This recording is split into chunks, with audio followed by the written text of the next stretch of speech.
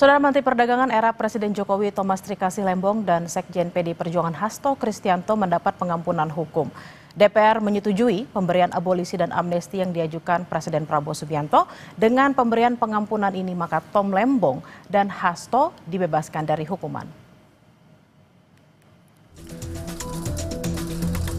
Dua terpidana yang baru dijatuhi vonis hakim, yakni mantan Menteri Perdagangan era Presiden Jokowi, Thomas Trikasih Lembong, dan Sekjen PDI Perjuangan Hasto Kristianto mendapat pengampunan hukuman. Tom Lembong mendapatkan abolisi atau seluruh proses hukum dalam kasus korupsi impor gula dihentikan. Sementara Hasto diberi amnesti alias penghapusan hukuman tindak pidana. DPR menyetujui pemberian abolisi dan amnesti yang diajukan oleh Presiden Prabowo Subianto. Berdasarkan pertimbangan, DPR menyetujui permohonan Presiden untuk memberikan abolisi pada Tom Lembong dan amnesti pada 1.116 orang terpidana, salah satunya Hasto Kristianto. Atas pertimbangan persetujuan DPR RI tentang pemberian abolisi terhadap saudara Tom Lembong. Persetujuan atas dan pertimbangan atas Surat Presiden nomor 42/07/2025 tanggal 30 Juli 2025 tentang amnesti terhadap 1.116 orang yang telah terpidana diberikan amnesti, termasuk saudara Hasto Kristianto. Menteri Hukum Supratman Andi Aktas menyebut pemerintah mempertimbangkan kontribusi Hasto dan Tom Lembong kepada negara. Selain itu, pemberian abolisi dan amnesti kepada Tom Lembong dan Hasto untuk merajut kebersamaan dengan seluruh elemen politik bangsa. Pertimbangannya sekali lagi dalam pemberian abolisi ataupun amnesti itu pasti pertimbangannya demi kepentingan bangsa dan negara. Kondusivitas dan merajut rasa persaudaraan di antara semua anak bangsa dan sekaligus mempertimbangkan untuk membangun bangsa ini secara bersama-sama dengan seluruh elemen politik, kekuatan politik yang ada di Indonesia. Jadi itu yang kami ajukan kepada Bapak, tentu dengan pertimbangan-pertimbangan subjektif yang saya sampaikan bahwa yang bersangkutan juga punya punya prestasi ataupun punya kontribusi kepada Republik. Guru Besar Hukum Tata Negara Universitas Islam Indonesia Yogyakarta yang juga merupakan mantan Menko Polhukam era Presiden Jokowi, Mahfud MD, mengomentari soal pengampunan hukuman bagi Tom Lembong dan Hasto Kristianto. Mahfud menilai pemberian amnesti dan abolisi yang diusulkan Presiden dan disetujui DPR adalah bukti kuat kalau hukum tidak boleh menjadi alat politik. Teriakan masyarakat yang bersumber dari public common sense tentang rasa keadilan sekarang membuahkan hasil. Saudara Hasto Kristianto dan saudara Tom Lembong yang keduanya telah divonis dijatuhi hukuman penjara oleh pengadilan negeri, sekarang mendapat amnesti dan abolisi yang artinya keduanya nanti harus dibebaskan. Ini bisa dilihat dari pengumuman atau jumpa pers yang dilakukan oleh Wakil Ketua DPR, Pak Dasko Ahmad, yang menyatakan DPR sudah setuju atas usul Presiden melalui dua surat, yaitu surat untuk 1.116 orang diberi amnesti dan satu orang, yaitu Tom Lembong, diberi abolisi. Saudara Hasto termasuk yang diberi amnesti. Tapi yang terpenting sekarang jeritan hati nurani masyarakat agar hukum tidak dijadikan alat politik. Agar hukum itu ditegakkan hukum sebagai hukum. Bukan karena pesanan politik, sekarang memberi harapan baru kepada kita bahwa hukum akan mulai ditegakkan dan mudah-mudahan ini akan berlanjut. Kuasa hukum Hasto Kristianto merespons amnesti yang diberikan Presiden Prabowo. Lewat pesan yang diterima Kompas TV, tim kuasa hukum Hasto, Yohanes Tobing berterima kasih pada putusan Presiden yang menggunakan hak prerogatifnya sesuai dengan Undang-Undang Dasar 1945 Pasal 14. Namun, Yohanes bilang pihaknya menyerahkan segala prosesnya pada pengadilan dan jaksa penuntut umum. Abolisi adalah hak istimewa dalam pemberian dan penghapusan tuntutan pidana kepada terpidana. Mengutip Kamus Hukum Dictionary of Law Completed Edition tahun 2012, abolisi adalah hak untuk menghapus segala konsekuensi dari vonis pengadilan, termasuk menghapus tuntutan pidana bahkan meskipun hukuman sudah dijalani. Pemberian abolisi harus dilakukan dengan memperhatikan pertimbangan Dewan Perwakilan Rakyat Indonesia. Pemberian abolisi diatur dalam Pasal 14 Undang-Undang Dasar 1945 dan Undang-Undang Darurat Nomor 11 Tahun 1954 tentang amnesti dan abolisi. Masih dari sumber yang sama, amnesti merupakan pengampunan atau penghapusan hukuman yang diberikan kepala negara kepada seseorang atau sekelompok orang yang telah melakukan tindak pidana tertentu. Amnesti dapat diberikan tanpa pengajuan permohonan terlebih dahulu. Dengan pemberian pengampunan ini, maka Tom Lembong dan Hasto Kristianto dibebaskan dari hukuman. Tim Liputan, Kompas TV.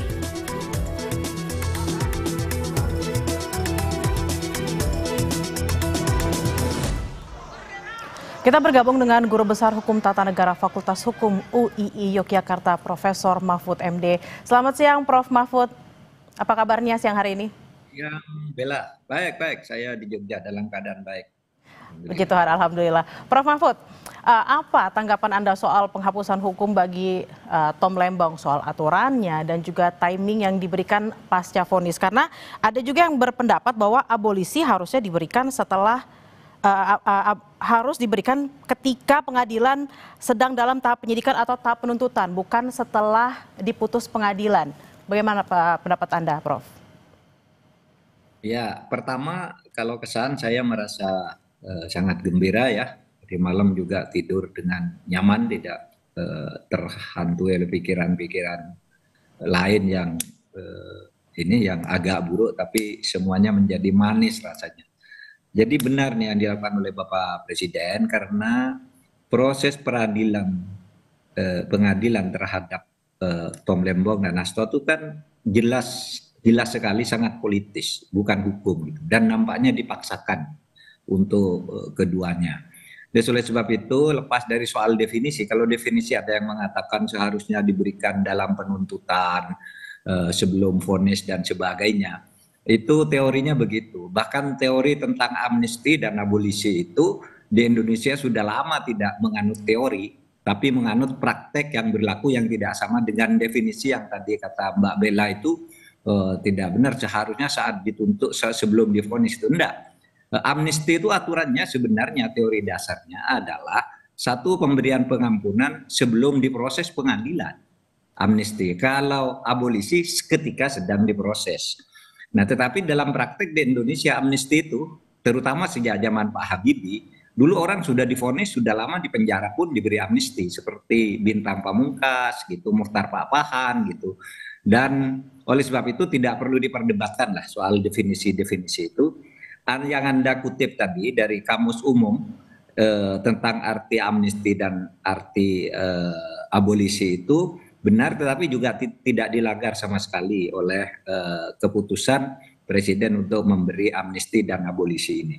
Itu aja. Jadi kita harus sambut gembira. Ke depannya hukum tidak boleh lagi memberi kesan dipaksakan karena pesanan politik. Itu kan tidak bisa dihindari bahwa ada kesan pesanan politik, apalagi kemudian vonis hakimnya itu ngaco gitu ya.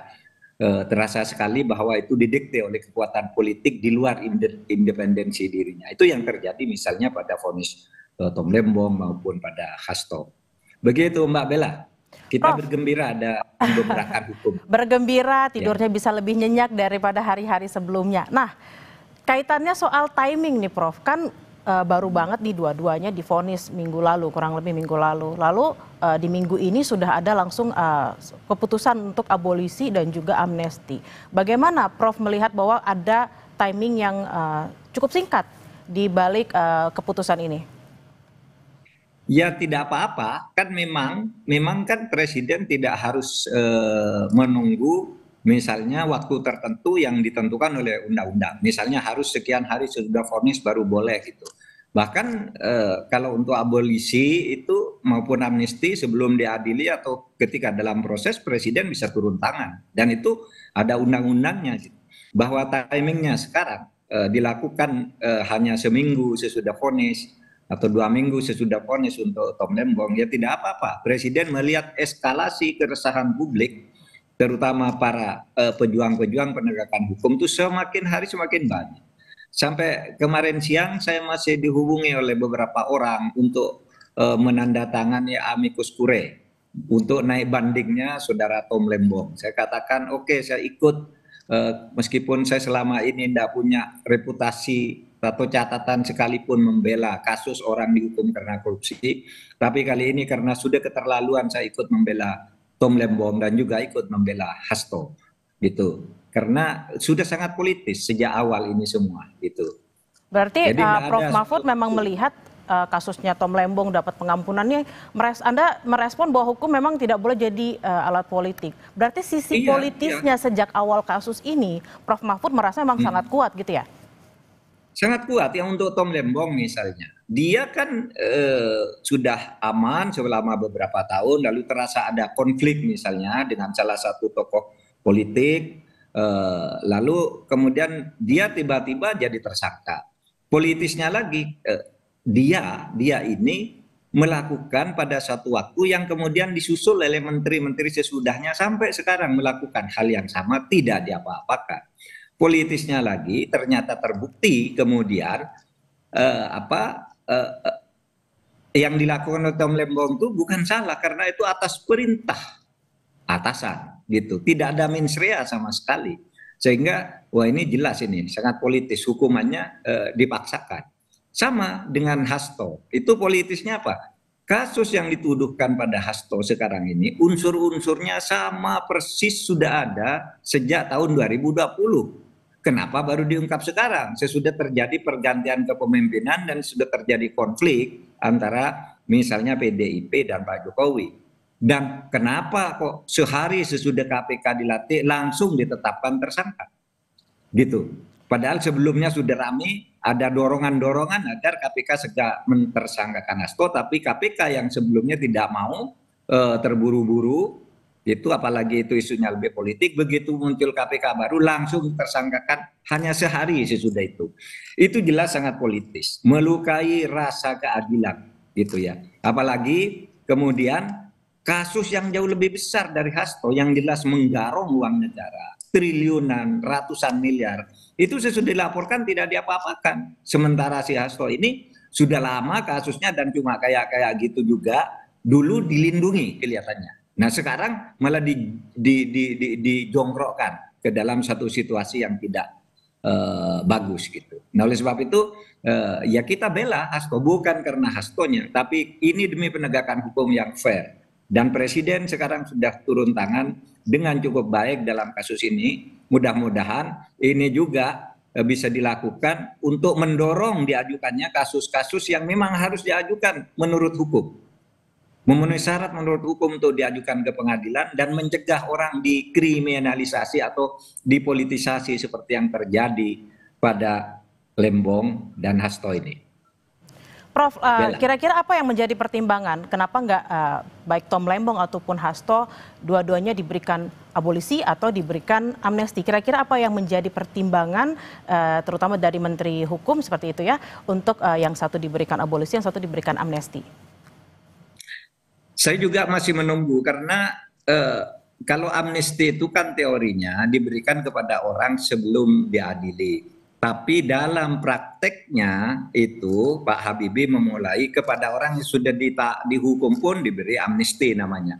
Waktu zaman Pak Jokowi memberi amnesti kepada orang yang sedang dihukum yaitu Saiful Mahdi, itu sudah mau habis masa penghukumannya lalu segera diberi amnesti agar dia tidak selesai menjalani hukuman. Kalau selesai menjalani hukuman itu namanya diberi rehabilitasi atau gerasi gitu. Nah kalau amnesti itu sebelumnya. Nah ini diartikan oleh pemerintah sejak zaman Pak Habibie itu, sejak zaman Pak Jokowi, sejak zaman Pak SBY diartikan sebelum inkrah.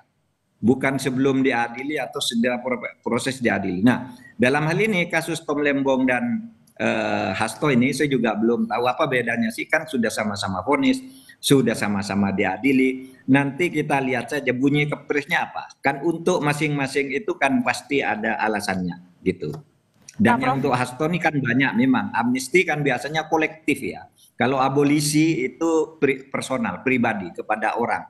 Kalau kolektif itu misalnya pengikut pemberontakan Kahar Musakar yang pimpinannya udah dieksekusi, maka pengikutnya tidak akan diadili, turun masuk ke pangkuan Republik. Itu kolektif, banyak sekali. Sama dengan PRRI dulu, pimpinannya kamu turun dari hutan-hutan kembali ke kota, mari membangun Republik, kamu tidak akan diadili. Itu namanya amnesti sebelum diadili. Tapi sekarang dalam praktek hukum sudah berubah. Tidak apa-apa, substansinya yang dilakukan oleh Pak Presiden ini menurut saya sangat tepat dalam situasi politik seperti sekarang ini, ketika politik sedang mau menjadi panglima ke arah yang lebih anarkis di tingkat masyarakat dan menjadi agak elitis di tingkat pemerintahan. Nah, langkah yang dilakukan oleh Pak Prabowo ini salah satu kunci untuk menuju perbaikan. Oke, Begitu, Prof. Bella. Lalu Prof kan sudah diberikan, Presiden sudah meminta izin ke DPR, DPR sudah memberikan persetujuan. Lalu setelah ini apalagi prosesnya, Prof? Tinggal kepres. Kalau pengalaman saya dulu waktu memberi amnesti pada Saiful Mahdi di Aceh, dia itu dulu dihukum karena mengkritik fakultasnya melalui medsos gitu, bahwa medsosnya enggak benar gini, lalu dia diadili memfitnah, kemudian dihukum. Kira-kira kurang seminggu sebelum dihukum, kita mintakan amnesti agar hukuman itu dianggap tidak ada. Karena kalau seminggu sesudah itu dia lepas hukuman, berarti dia tidak bisa amnesti. Yang dia bisa minta adalah rehabilitasi atau gerasi gitu. Nah, kalau gerasi itu harus mengaku bersalah. Oleh sebab itu waktu itu kita kejar gitu. Nah, jadi tidak ada masalah Mbak Bella. Ini tinggal implementasinya nanti kita lihat kepresnya. Karena kalau memberi amnesti dan abolisi menurut pasal 14 ayat 2 Undang-Undang Dasar itu memang minta pertimbangan DPR.